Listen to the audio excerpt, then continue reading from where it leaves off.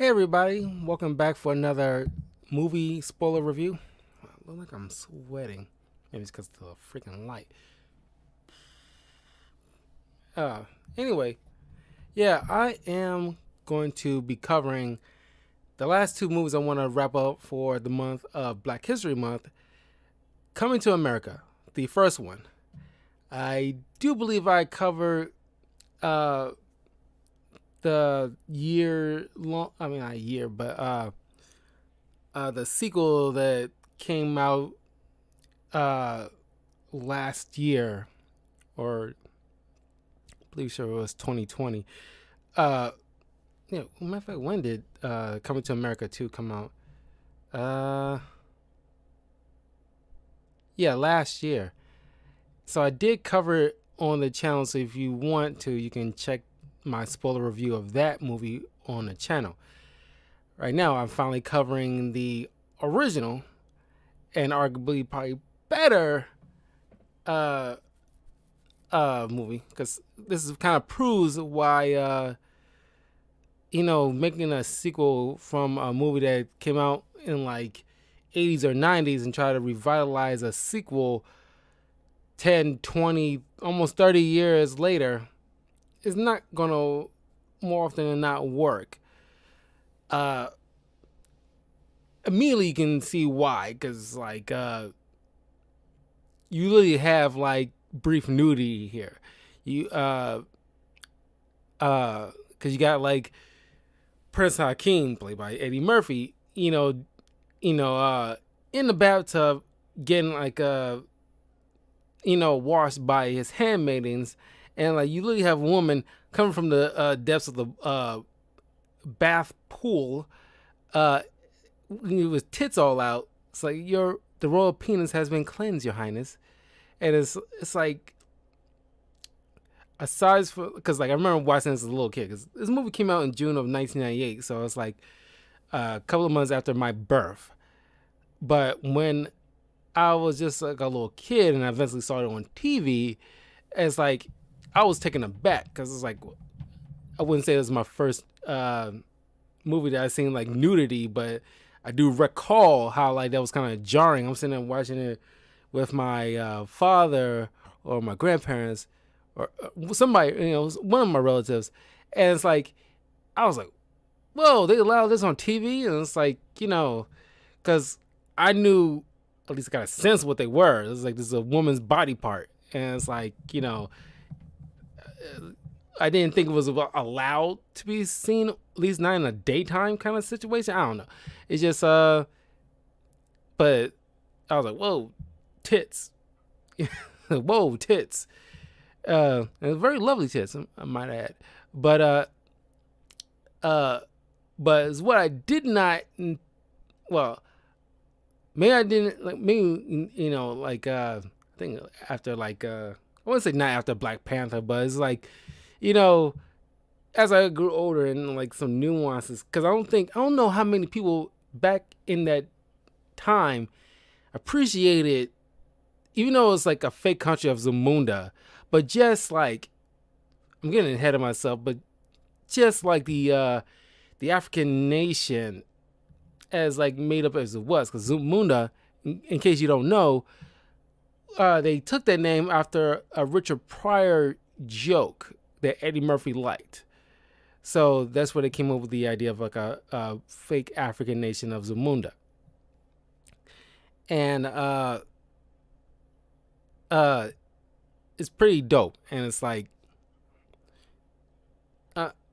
I do believe, like I have an inkling that Ryan Coogler, who did Black Panther, had some kind of inspiration from Come to America. And it's like, yeah, these people, because I love the scene where it's just like these, the African drums and like the beats and everything like that. And everybody's dressing like all this like African garb is not stupid looking or cliche or like a joke. It's like royal, regal, kind of like African garb, and it's like stunning look, and it's like uh everybody dressed to the nines. It's just like beautiful looking, and like of course, Prince Hakeem's supposed to be arranged, but these like as like the woman that they were supposed to be arranging a marriage with Hakeem, they bring out these dancers just in like all these feathers and everything like that, and it's like just the African dance, and it's like you hear the drums, and it's like it's a beat to it, and it's like doing all. I'm just like it's really like probably like speaks to like a black person's soul when you hear that kind of stuff. I don't know. It's like it's hard to explain if you're not black. It's kind of like you just dig it.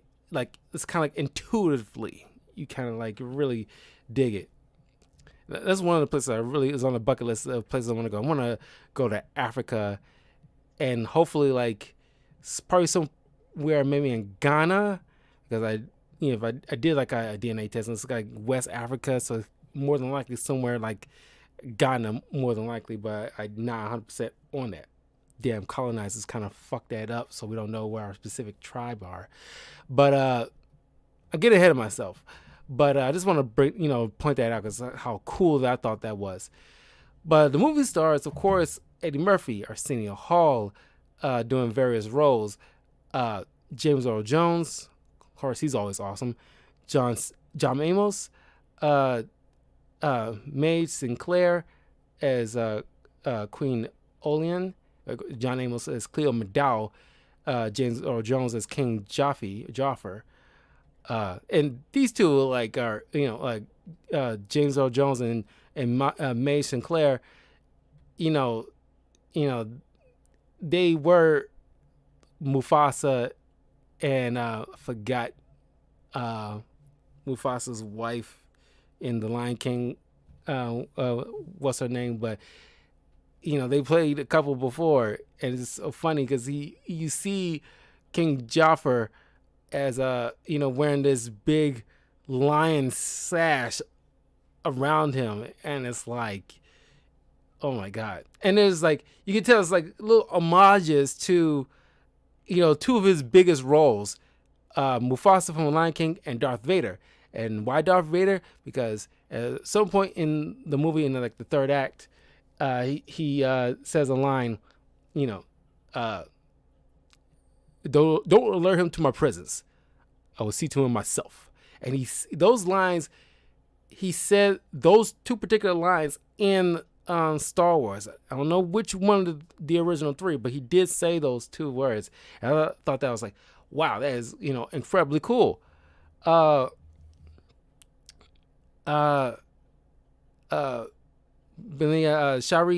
Heatley as Lisa McDowell. Eric LaSalle as Daryl Jenks. Frankie Faison as the landlord. Never got his doggone name.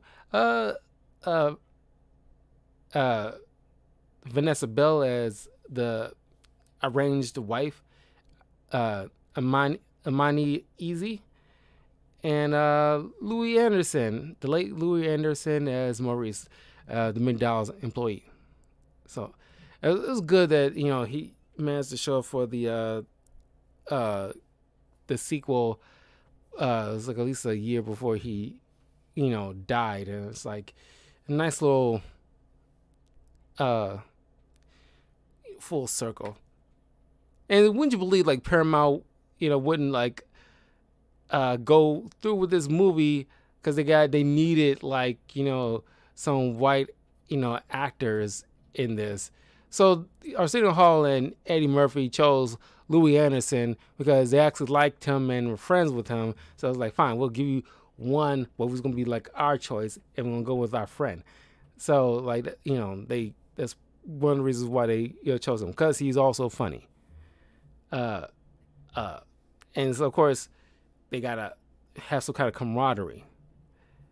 So anyway,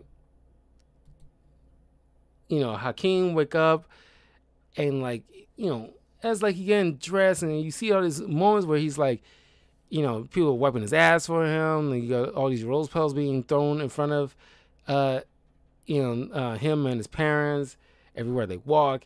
Uh, everything's being done for him, and like he talks to his parents. It's like it's like, I never once tied my own shoes before. It's like I would like to do things on my own accord, and his father's like piss posh. That's overrated. I tried to tie my own shoes once. I didn't like it. But things have been like it's kind of like in a way of a lot of like countries in different other countries where it's like they still even have like arranged marriages. A few countries that probably still do it.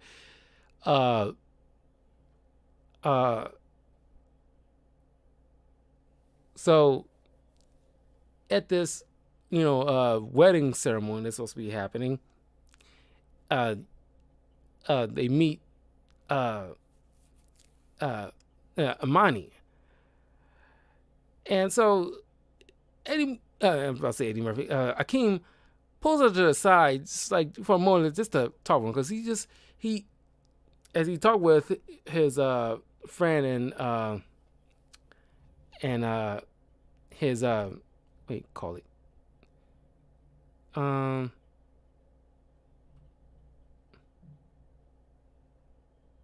his Semi, his personal aide. That's what it is.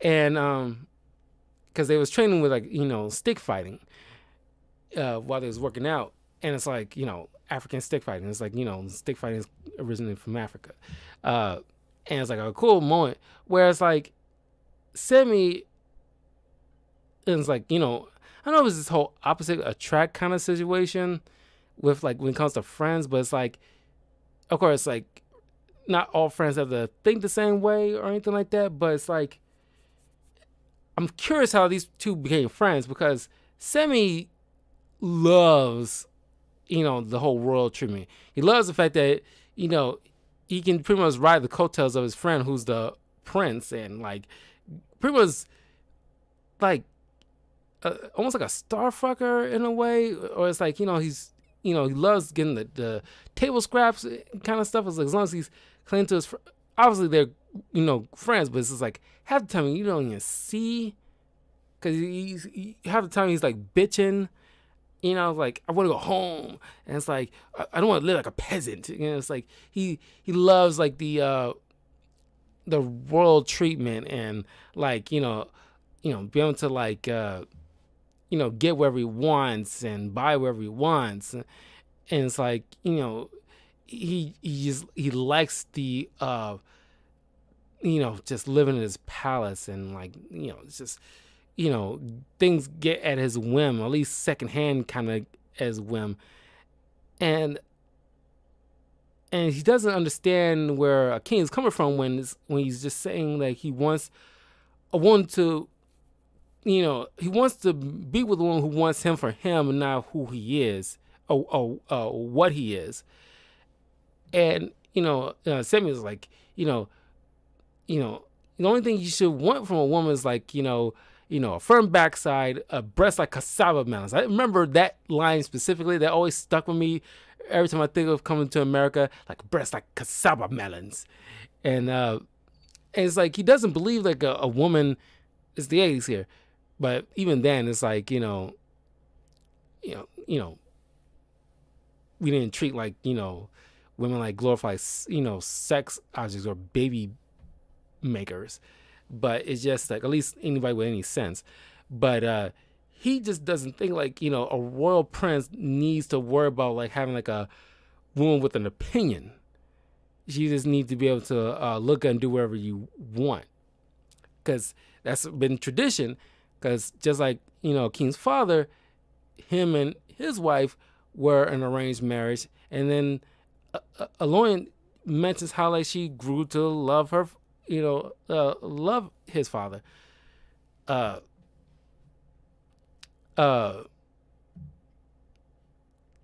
was a comment that King Joffrey said.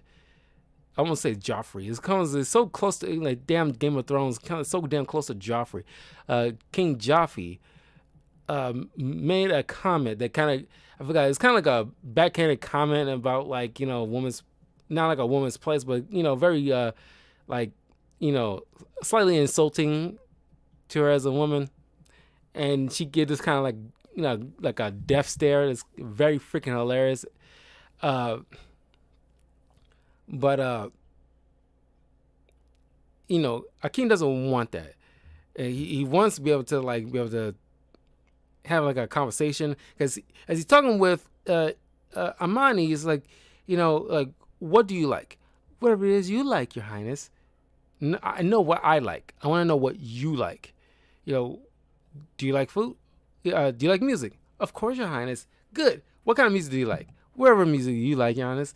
And it's like, it's a couple of moments where like Eddie Murphy and Arsenio Hall just like break the fourth wall, where he just looks at the camera. It was always funny to me. To this day, it's still doggone funny. But it is like, and of course I mentioned this as I did my review for Coming to America 2. She still came back, and she's still freaking like, because he tells her like to bark like a dog, hop on one foot, and like she's still, and like in the sequel she's still doing it after all these years, still wearing the same goddamn clothes. And it's like, seriously, it's like, what sense does that make? And how like she's alive after all this time? I'm not alive, but like, well, at least like in the sense of how she haven't killed over yet. Doing all that, hopping on one foot and still barking. But it was like ridiculously funny. But he's talking to his father, and it's like, like, I've never been out the Zamunda. I want to see the world. And like, his father's not like listening. And that's the issue with a lot of parents. They don't listen to the kids half the time and trying to, butt into that conversation, which is a nasty habit of everybody. I've done that myself. We all done it, when we don't let another person say their piece, kind of thing. But Joffrey just assumes that that's what he wants. It's like he wants to sow his wild oats before he's like tied down. So it's like, okay, you give 40 days, go out, see the world, sow your wild oats, and then once it's over, you come back and you marry Amani. So the wedding is postponed, and Semi and Akeem choose to go to New York, Queens, New York, because that's where to find, like, they assume like where to find. This is too much like a fish out of water kind of situation too, because they see Queens, New York, and it's like, oh, this is a perfect place to find Queens. Go to Queens. So they go to Queens and they dressing like very regal, and they trying to pretend like, we're not like, royalty. We're like, African exchange students. I was like, sure. As like a bunch of people carrying like tons of their luggage. So they get to Queens, the most common place, as they mentioned, and like it's just like, this is the part where it kind of throws me. I get that he doesn't want to. He wants to be able to like lay low and be able to be seen as like a normal guy, and not somebody that's royalty. So that way, he can see if a woman sees through him and not his money. My thing is, did you have to go all the way to a project in order to be seen as a commoner? You could have easily have gone at least like a middle class kind of suburban neighborhood, or somewhere is like there's you don't have to be dirt poor, dude. It's like, but anyway, as they, it's a funny little montage where they're going out to these clubs and trying to meet women. And you see like these two twins, and you see them later on in Come to America 2. Like, it's cool that they brought them back, but it's like, these like, beatboxing twins. This woman in a hijab, with a line like a lighter on her hands, and like I used to be Joan of Arc, And then this woman who keeps on talking and boring the hell out of these guys, and then are sitting in the hall dressed as like an unattractive woman. Uh, it is, and then like this larger woman is like, a man can handle me. A man can maybe last an hour or 2 hours. I need more than that. It's like, and she just drinking all this kind of alcohol, and it's like she is like, wow, And then some woman's like, hi, I worship the devil, and it's like, okay, it was like a funny moment. And then of course, you see like there's a lot of little people that it's cool moments where you see people that before they became like famous icons of today.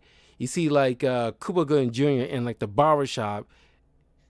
He doesn't have any lines, but you see young Cuba Gooding Jr. getting his haircut in the barbershop. You also see like Sam Jackson in this, and this is before I knew who Sam Jackson was. I've seen him in stuff before this movie when I was a little kid, because I watched like Jurassic Park. I think that was the first time I've seen Sam Jackson in anything. But I think this is like maybe this movie is like number 2 or 3 of a film that I've seen Sam Jackson in. 4 being Goodfellas, I think, because I know I've seen him in that too as like a little supporting role. But I think maybe I don't think this is Sam Jackson's first role. In fact, what is Sam Jackson's first role? I'm so curious. Sam Jackson has to let's talk on filmography, because I swear.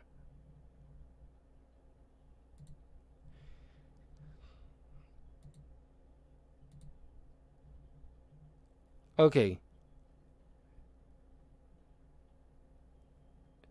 Ragtime was his first film, 1981. Then like a play like a gang member, number 2. Then Magic Sticks, I don't know what that movie is. In 1987, it was like he played as like a bum. He had I remember Eddie Murphy Raw. It was 1987 as well. He had like a short supporting role, or it's like a brief little thing in like the opening of Eddie Murphy Raw. Then yeah, like Come to America was probably like his first like on-screen thing. And then like School Days, Do the Right Thing. Let's see, I love Death by Temptation, Shock the System, Bessie's Wedding, More Better Blues, The Exorcist 3. Yeah, Goodfellas. Then The Return of Superfly, Strictly Business, Jungle Fever, Jumping at the Boneyard, Johnny Sway, Juice, Patriot Games, White Sands, Fathers and Sons, Menace to Society, Loaded Weapon, Amos and Andrew, then Jurassic Park. Okay. So yeah, like when I was a little kid, like the few things I seen him in growing up was like definitely Pulp Fiction, obviously. So Pulp Fiction, Jurassic Park, Loaded Weapon, I know I seen Menace to Society, but it's like it wasn't until maybe a little bit later. But I was gonna say Menace to Society.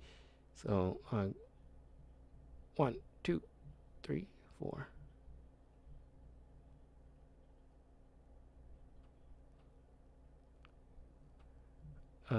5 Juice, 6 Jungle Fever, 7 Goodfellas,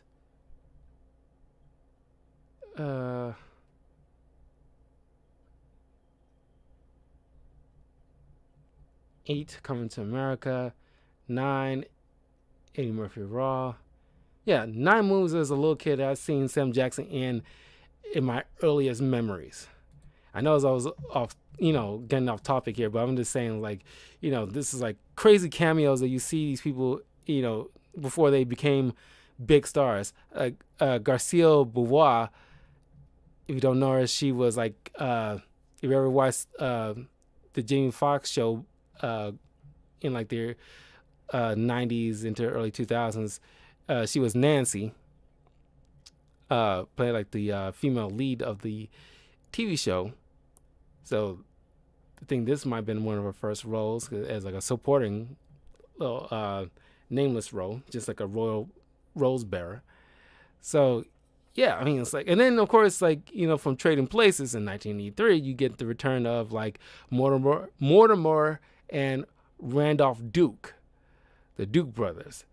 So it's like nice little cool cameos in this. So this is this was this movie, why it's so doggone dope. You get this you used to look back on these kind of like 90s films, 80s and 90s films, because just like when I did my review for, cause I talked to my friend of mine about this like a week ago, when I did my review for Charlie's Angels, which is like getting tons of views. I mean, you guys love my thoughts on that movie, so you definitely check it out if you haven't seen it.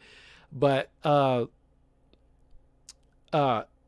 Melissa McCarthy had like a short cameo role in this. It's probably one of her first big parts.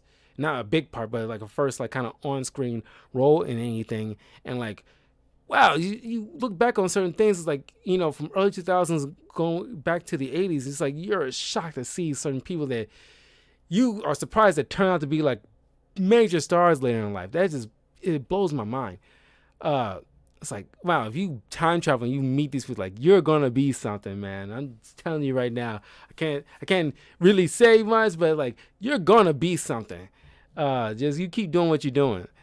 But anyway, nice little factoid here before I continue on with the story. Because I know if you remember Coming to America, Eddie Murphy does all these various roles like he always does in a lot of his films. He plays this white Jewish person in the barbershop, along with like the other barber, some of the other barber members, along with Arsenio Hall. And the director wanted to do this. The director, what's his name? John Landis. And Eddie wanted to do this because it's kind of almost like as if, paraphrasing, but it's almost like payback to all the time in like the 1900s when Jewish people did blackface. So it's kind of like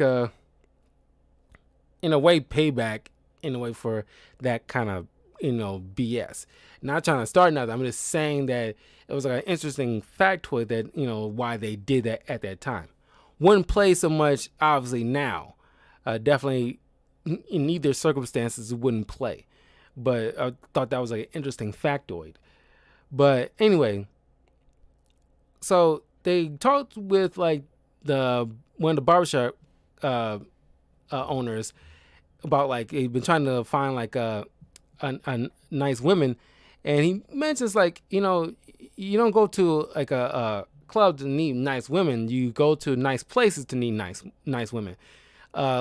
So he told them about this fundraiser that he's going to, where there's a bunch of nice girls are going to be there. So they go to this place and they see, we get to see like the McDowells, and they holding this fundraiser and his little beauty pageant. And Hakeem sees Lisa McDowell for the first time, and like he's just taken aback. She is like stunning of a woman, and he come up with the idea of having him and Sammy work at the McDowell's restaurant. Obviously a knockoff of McDonald's, but I'm glad they addressed that, hey, in this, as like Cleo McDowell mentions, like, this is not a, this is like a original idea. Like, I'm McDowell's, they're McDonald's. It's like he named off these like differences, but it's like not. We like they got the golden arches, and we got the golden arcs, and it's like, okay, buddy. And it's like you kind of splitting hairs, but it's like, like even then, like as a kid, I was like, it's not really much of a freaking difference. It's fucking knockoff McDonald's. But another interesting factoid, they there was like at that time there was it was like used to be that building used to be a Wendy's, but it was like obviously it went out, that particular Wendy's went out of business, so they kind of renovated to make turn into a McDowell's restaurant for as one of the scenes for the movie. But somebody in the higher ups did not let anybody in the lower stations know this, and people are assuming that somebody was making a clear building a rip off McDonald's, and somebody from the McDonald's corporation who lived nearby at that time thought somebody was clearly ripping them off, and when on the set and threatening everybody and suing everybody and blah blah blah. It didn't go nowhere, but I thought it was very interesting because somebody screwed up at the top, didn't let everybody know at the bottom, so somebody was starting to sue, not knowing that they had permission to put that set there. But anyway, so they got the jobs there, as entry level positions, so that way you can better get close to and probably woo Lisa. And of course, Lisa's with this heir to the Slow Glow empire. In case you don't know what Slow Glow, Soul Glow is. It was like a thing in the 80s where black people had Jerry curls, and it's all very greasy and curly and furry and curly and greasy. And I can't imagine why that was a look back in the day, but that was a thing back in the day apparently. But thank God they don't do that anymore. But it was he was the son of the guy who invented the Soul Glow hair product. I'm pretty sure he definitely, if whoever invented the Soul Glow in real life, I'm pretty sure they are extremely, at a certain point, when the 80s was over, they were extremely out of business. That was a specific decade. There are certain things that are specifically tied to the decade that is never coming back. I can't imagine anybody trying to bring the Jerry curl back. They'll be laughed out of every place. I wouldn't dare anybody try to walk down the street just going to a corner store with a Jerry curl without getting filmed and laughed at. They'll be memed to death. They'll be laughed on every late night TV show, and TMZ will be interviewing them. It's why would you? It'll be a weird combination of good and bad publicity, because God, that's just it'll just be you don't want to be famous from doing something. It's just with the Gorilla Glue girl back in the last year, when she using a Gorilla Glue for her hair products, because it didn't specifically say not use on hair, but it's did you really need to be told that? But it's just kind of that thing. It's that level of stupid. I wouldn't say it's stupid. It is a hair product legitimately, but it's not something that's being obviously used for 30 years. I just thought that would be wild if somebody actually do that. But anyway, so that guy is pretty much a nice little foil for Akeem, because he's pretty much not in the same kind of bracket financially or status wise, but you can see he comes from money, just like Akeem comes from money. But Akeem had see himself as just a normal guy that's no better, really no better than anybody else. He just time to be born in in a regal status, and just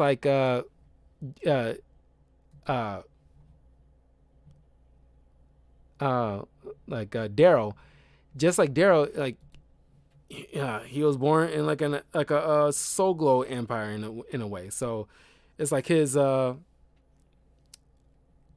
he sees like this as like, it's like if he had like, if the things would flip, Daryl would be like a shitty kind of prince. It's just like he's kind of like do what the hell he wants kind of thing, with no kind of like empathy, or I mean, he has probably like a little bit of empathy, but he's kind of like very self-serving, and he sees like his relationship with Lisa as like more of like a status, like an extra status symbol. He doesn't really care of her opinion, to the point where him and Lisa's father organize this party so that way they can announce these engagement with Lisa without even consulting Lisa in the first place. And like I see Daryl and Semi be more so friends than Semi and Akeem, because these two probably will think the same way, like enjoying like their like high status and like treating women kind of like just glorified sex objects. But so obviously like Daryl's already threatened by Akeem immediately, because like Lisa's like, he sees like him like as like anybody who's like close to Lisa, he's considered like a threat, because like it's pretty much like a threat to him, not the fact that like, hey, he just sees like, oh, that's my girl, and like as Lisa's pointing out now, kudos to Lisa, because she like really set the record straight between her and her father and Daryl at a party. It's like, I can think for myself. I'm not somebody who will be just married off. And it's like, yeah, you tell them. It's like, they're human beings with feelings and thoughts of their own, and they can very well choose what kind of man they want to be with, and not just be put upon because they're not like an object.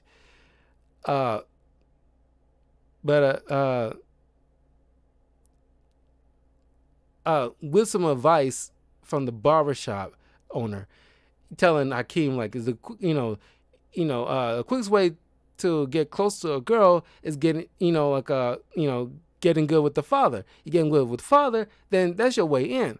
So Akeem been trying to like cozy up to Cleo. Nothing's working until the day when Sam Jackson's character, the armed gunman, comes in, try to rob the place. Apparently he does this multiple times, but cops don't give a crap, or at least can't be stationed out in front of the place every day. And Akeem and the Semi take him down, impressing everybody, including Lisa and her sister, when while Daryl is sitting there cowering in a corner, showing what kind of person he really is. And this was a nice little way in, where like as things, Cleo invited him to his house, but just as like chauffeurs and servers. And after the whole blow up with the forced marriage, she goes out to think outside, and then had a nice little chat with Akeem, and she's very taken with him, obviously. So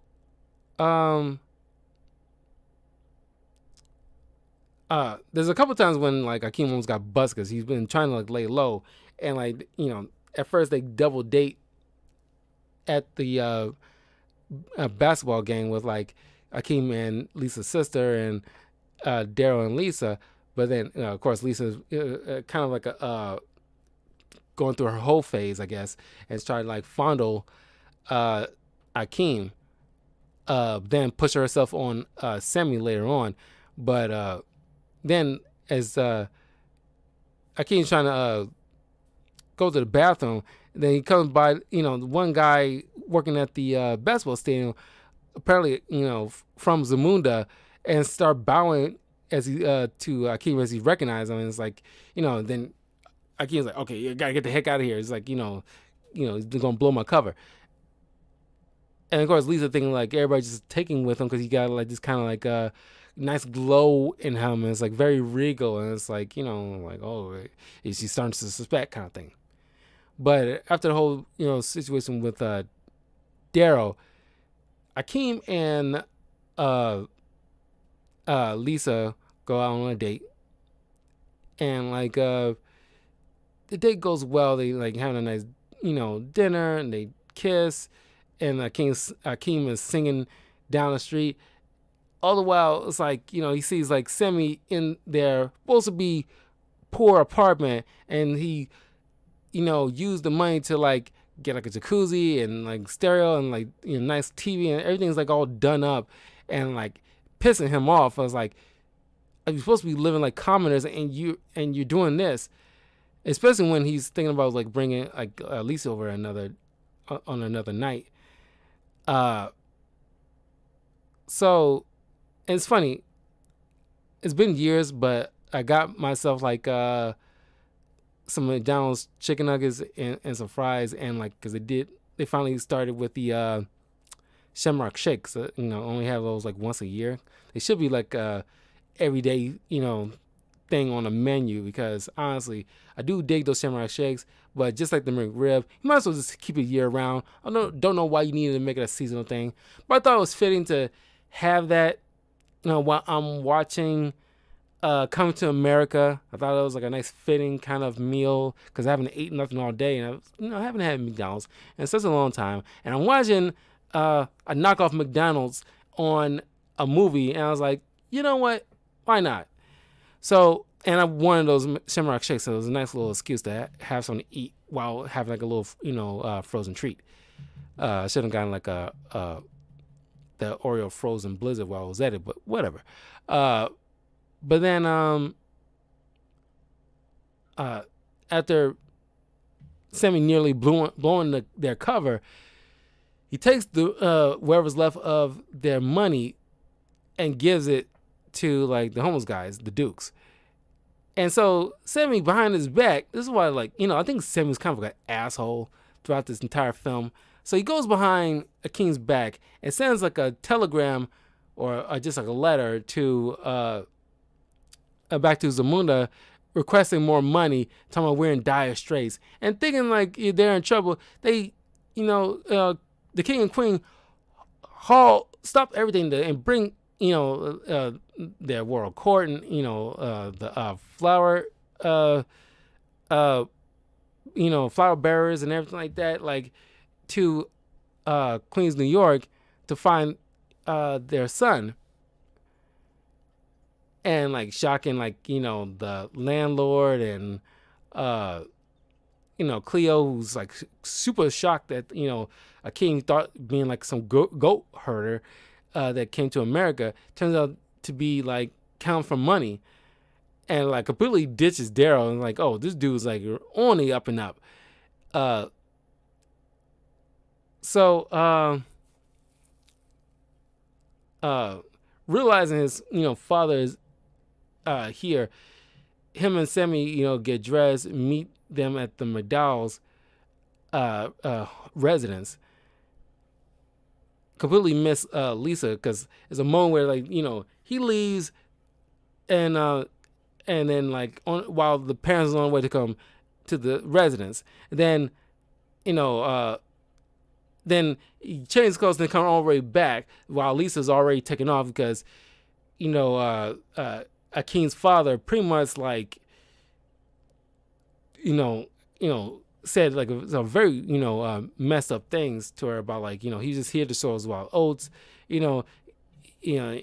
he needs like someone like better and everything like that. And this upset her, because the fact that not only that Akeem like lied to her. Now, no.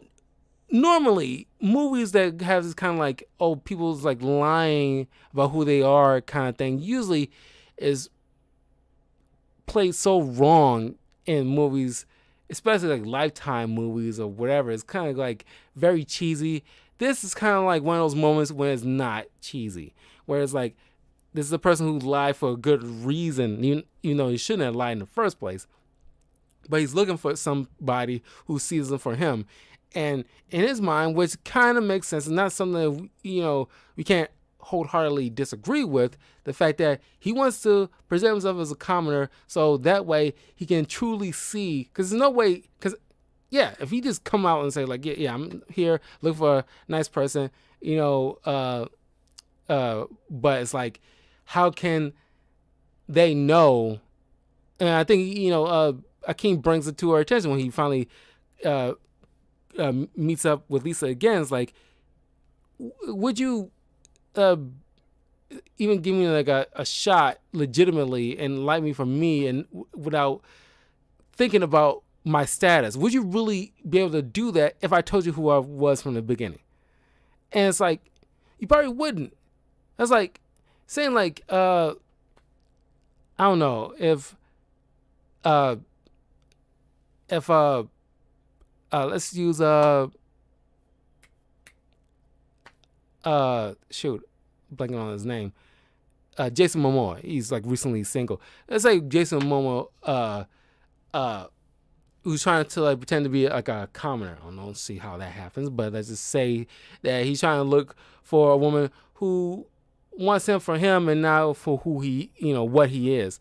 So he's pretending to be like, a regular Joe, but like, people will know, like, he just comes straight to you and it's like, hey, I'm just looking for, just someone who's looking from inside, just for, person of the inside. And it's like, of course, not, like, if a person's not an asshole, she would see him as like a and not just arm candy or somebody who's rich and famous. She'll see like a very genuinely nice man through all that. But it's like, they're already like scammers and schemers out there. So it's very hard to like navigate, the social scene if you come from something. So it's like, you get a lot of, fake people. So you can see why Akeem is doing this. So I can't really knock the lie.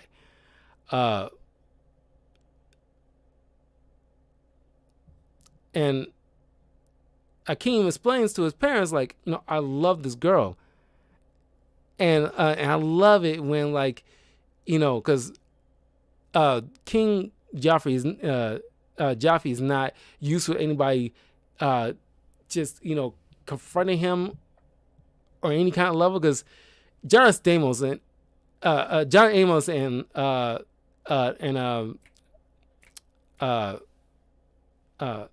shoot, I'm blanking on his name, James Earl Jones.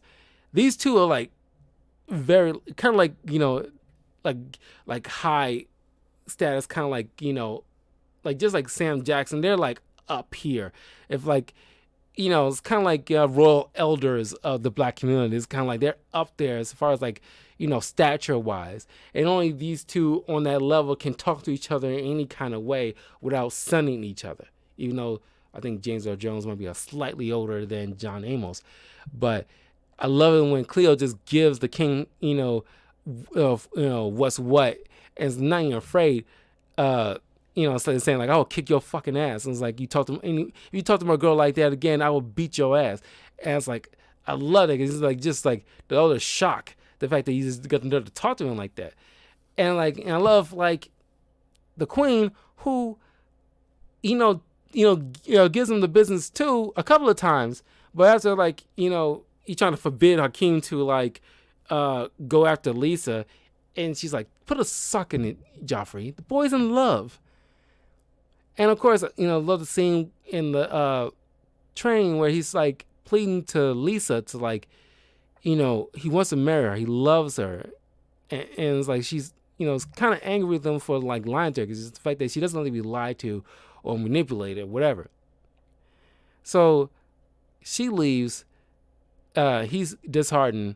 And so him and his family go off back to Zamunda. And I love this conversation between the king and queen, where she mentions to him that it's like, you gotta allow this boy to make his own choices and choose. If he chose a woman that loves him truly, you should allow him to have that. And it's like, he tells her like, well, it's tradition. The arranged marriages are our tradition. It's like, who am I to break tradition? And I love this line. It's a perfect, comeback. It's like, aren't you the king? And this is like a weird like moment. I don't know. I can think I know why, but it's always weird to me. At least weird, not weird to me, but slightly confused me in this kind of you know uh camera angle that I, never thought it was ever needed.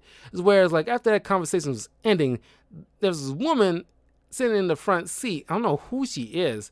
Maybe like the king and queen's, handmaiding. I don't know, maybe, but uh, she's obviously listening to the conversation. And then she sees her turn around, you know, just like eavesdropping extra hard, and it's like, okay, it's like, who is she? Why is this needed? Why is this there? It's like, just change the, go to the screen transition. You don't need an eavesdropper. It's like, I don't know.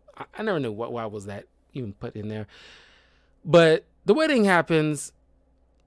Hakeem is just like, just like in like a just like a dour mood, and then once he removes the veil, he sees Lisa in the wedding dress, and like obviously, and the parents arrange to bring her there, realizing like these two are in love, and then you see like Cleo there as well, and like I love the way the movie ends, and it's like he still tells her like I could still give this all up for you. He's like, nah.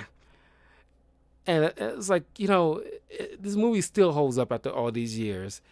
And it grossed so much money, uh, breaking like, all these, box offices, this money they raked in at the time. It was like, it was a powerhouse of a movie starring Eddie Murphy. Eddie Murphy really like, took on like the 80s. He was like a powerhouse in the 80s into the early 90s. And every once in every now and again throughout the 90s too. But it's like he and like rarely like right into like the early 2000s, but that's when he's like starting to dip a little because certain things that he's been choosing. It's kind of like Norbit. It's like it's just like he's starting to feel like a cliche of himself kind of situation. That's why he had to eventually taking a step back from acting for a few years, and then come back with Dolomite Is My Name, and then Come to America 2, and just a couple of other things in recent years that really like obviously shows that he needed that break and It's kind of the same thing with Adam Sandler. You just need to take a break and like reevaluate yourself a bit, decompress, and then when you make a comeback, it comes back hard. Same thing with Keanu Reeves. It's like he kind of had a dip in, quality with his like roles he was choosing, but then like boom, he comes back with John Wick and just start decimating. He has this whole renaissance. The same thing with like I think he got like a slight renaissance going on. Brendan Fraser got his renaissance going on. Eddie Murphy got his renaissance going on. So it's like nice comebacks with a lot of like very, very good actors. But yeah, this movie is, still holds up after all these years. And I wish Coming to America 2 was just as good because they had to make it PG-13. Don't know why, because the original was rated R. And I know why, because they want to make sure they cover global box office numbers, and certain areas wouldn't allow certain things like the original did. But that is just like overall dumb, because it's like just go go with the rated R, just like the original. And like even the rated R wasn't gratuitous. It's like you have certain nudity scenes with only like a couple of them, and it's like and allow it to curse, and it's like it's just like some things aren't meant to be viewed by kids, even though like I was a little kid and I saw this on TV as a kid, but it didn't damage me in any kind of way. But that's just my opinion. But yeah, this movie is still like holds up. I love Come to America. I just wish that the sequel stay true to what made the original so good. But let me know what your thoughts are on Coming to America, the original.